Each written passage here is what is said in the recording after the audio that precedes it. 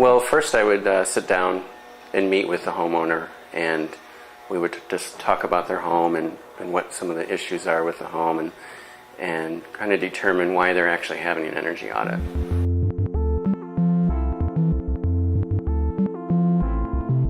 There are two reasons. One is they want to save money and want to save energy, and the second one is comfort.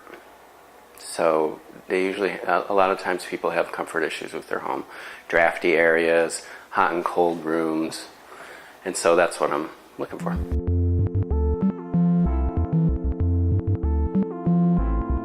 So this is called the blower door test, and one of the big things that we're looking for is the air leakage rate in a home, and every home has its own natural air leakage rate. Most existing homes are above their natural rate. So we're looking at the air leakage rate for the house, and this is the blower door test. And I'm just going to turn it on. And what we're determining with this test is actually several things. First and foremost, we're going to determine the amount of cubic feet per minute of air that's blowing out of this house. So we're going to blow air out of the house, and by doing that, it's going to bring air in through the cracks and gaps in the house. So all the air that's coming through the fan is actually outside air.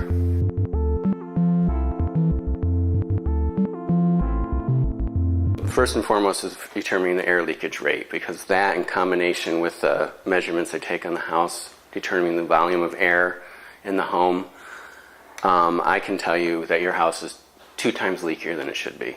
The second thing we're looking for is the large air leaks in the house. And usually, like a house like this, the attic is going to have some big holes in it, the basement will have some big holes in it, and we're looking for those big opportunities where for little money you can save a lot of money.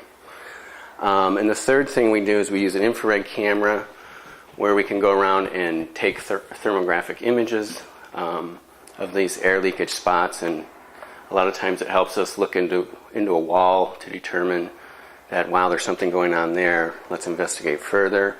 And then the last thing we do in a house like this house has ductwork up in the attic, which is considered outside the thermal envelope. And so we're going to check the ductwork to see how leaky the ductwork is as well. So right now I'm going to turn the fan on. I've calibrated it with the outside pressure and inside pressure. This is a pressure gauge. And we will take the cover off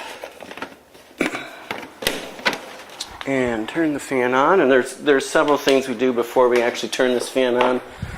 Make sure the fireplace flue is closed and that there's no ashes in the fireplace. We make sure that the hot water heater is off, because we don't want it turning on during this test, because it'll backdraft the hot water heater as well as the furnace. So now what I'm doing is I want to bring the house to what minus 50 pascals is the range that we're looking for. And so it's going to get a little loud here. This particular house is not so bad. Cubic feet per minute of air going through the fan is about 3,200 cubic feet per minute. I'll take that number and do a calculation based on the volume of air in the house, its unique position in the world, the number of stories above grade it is, and all the particular characteristics of the house, and do a calculation, and that'll determine the air leakage rate. Well, this is on, we basically walk around the house and determine where any major air leakage spots are. I'm using the infrared camera today. In order to use this camera, you need a fairly decent temperature range between inside and outside. They recommend 30 degrees, although I think you can do it for less and get a good idea. These cameras are very nice in that they can also determine water leakage areas in walls. You can follow ductwork in walls if you're trying to determine maybe if you have some leakage in your ductwork behind a wall. So this is the fan we're actually looking at, and the dark spots are cold. That spot particular is 63 degrees. The yellow and orange spots are hotter. That's 72 degrees. You can see the cord is 80 degrees. And from a sensitivity standpoint, I just barely touched that, and you can see my handprint. So these are very sensitive cameras, and they're very good at determining where air leakage. If I point the camera at the door with the fan on, you can see that there's leakage occurring just at the threshold, and it's actually starting to fan.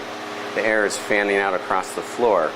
You can see it's also coming up along the door.